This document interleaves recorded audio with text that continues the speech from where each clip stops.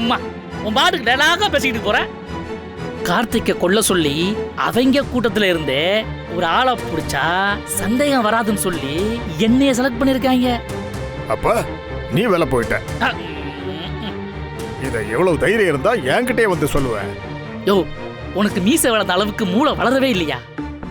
விஷயத்தை முழுசா கேட்டு தொலை. நீ சொல்ல போற காரணம் எதுவா இருந்தாலும் நீ பண்ணது துரோகம் தானே. சரி பெருசு, அப்படியே வச்சுக்க. பணம் இல்லாம நம்ம வள்ளி எவ்வளவு கஷ்டப்படுது. ஒரு கம்பெனியை ஆரம்பிச்சு அந்த பொண்ணுக்கு ஆயிரக்கணக்கான கஷ்டத்தை கொடுத்துருக்காங்க. அதெல்லாம் நீ பார்த்துட்டு தானே இருந்த. இப்ப நீ சொல்லு, இப்ப நீ சொன்னியே அவங்க வீட்டுக்கு உப்ப தின்னவங்கன்னு, சும்மாலாம் இருக்க முடியுமா? வந்துட்டாரு பெருசா சொல்றது. எங்களுக்கு நன்றி விசுவாசம்லாம் இருக்குங்க. ஏண்டா எப்படா வள்ளிக்கு உதவ முடியும்னு யோசிக்கிற? பெருசு, இந்த பெட்டி தானா வந்து வலையில விழுந்தது. யோ, நமக்கு பணம் தேவை, அது எந்த வழியில வந்தா என்ன? இந்த பணம் மட்டும் என்ன நம்ம கார்த்திக் தம்பிட்டு வந்து புடுங்கினது தானே. அதுக்குன்னு கார்த்திகை கொலை பண்ணுவேன்னு சொல்லுவேடா? கொலை பண்ணிடுவேனா? என்ன இந்த பச்சை மூஞ்சி அதுக்கெல்லாம் ஒர்த்தா? சும்மா இல்லையா, அவங்களை ஏமாத்துறதுக்காக ஒரு நாடகத்தை போட்டேன். சரி, இந்த பெட்டியை கொண்டு போய் வள்ளிட்ட கொடுத்துரு. அட புடி பெருசு, இதுல சரியா 50 லட்சம் இருக்கு. இந்த காருக்கும் இந்த ட்ரெஸ்ஸுக்கும் கூட வாடகைக்கு அதுல இருந்து காசு எடுக்கல. ஏன்னா இது அடுத்தவங்க பணம்.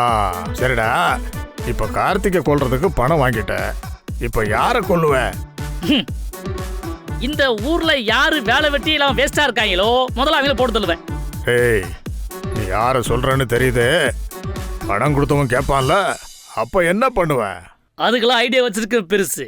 அதை பத்தி நீ ஒண்ணு கவலைப்படாத. நீ கிளம்பு, நான் வரேன். பெட்டி பத்திரம்.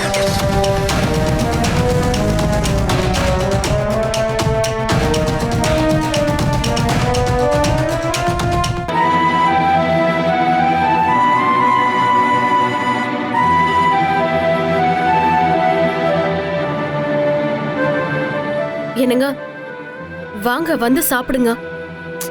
இருக்கட்டும், பசிக்கல. என்ன மாப்பிள்ள, இதுக்கெல்லாம் இப்படி நொந்து போய் உட்காந்துருந்தா என்ன ஆகுறது? நல்லது செய்ய ஆசைப்பட்ட எல்லாருமே போராடி தான் ஜெயிச்சிருக்காங்க.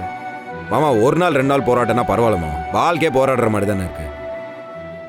எந்த விஷயம் எடுத்தாலும் அதுக்கு ஒரு முற்றுப்புள்ளி. நம்மளை விட நம்ம எதிரிக பலசாலியா இருக்காக, அதனால அதிகாரிகளை அனுப்பி நம்ம கம்பெனியை மூட வச்சிருக்காங்க. லீகலா லைசன்ஸ் வாங்கலான்னு பார்த்தா அங்கேயும் ரிஜெக்ட் பண்ணி அனுப்பிட்டாங்க. நானும் கோவத்தில் கொஞ்சம் எதிர்த்து பேசிட்டேன்னு தோணுது. கொஞ்சம் பொறுமையா பேசியிருக்கலாம். அதுக்கு தான் மாப்பிள்ள, காரியம் ஆகணும்னா கழுத காலை கூட பிடிக்கலான்னு சொல்லுவாங்க. நீங்க சொல்றது சரிதாங்க. ஆனா அடம் பிடிச்சிருந்தா கூட அந்த அதிகாரிகள் லைசன்ஸ் கொடுத்திருக்க மாட்டாங்க. அது எனக்கு நல்லா தெரிஞ்சு போச்சு. அதனாலதான் நான் அப்படி பேசினேன். நீ சொல்றதெல்லாம் கரெக்டு தான், எனக்கும் அது புரிஞ்சிருச்சு.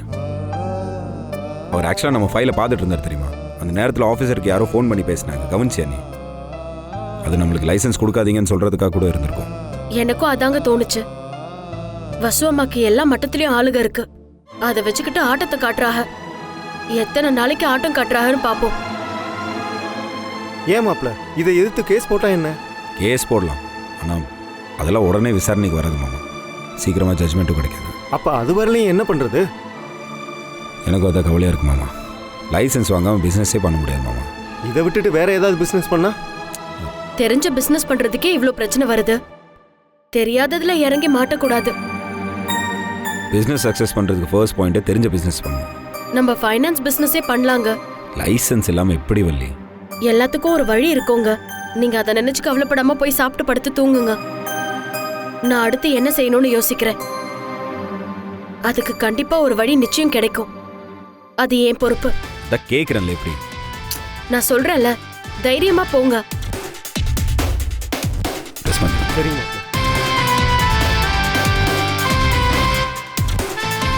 எப்படி வள்ளி அவ்வளோ ஸ்ட்ராங்கா சொல்ற? உனக்கு ஏதாவது வழி தெரியுமா? தெரியல. ஆனா ஜனங்களுக்கு தெரியும்ல, யாராவது எங்கேயாவது இருந்து வழி காட்டுவாங்க.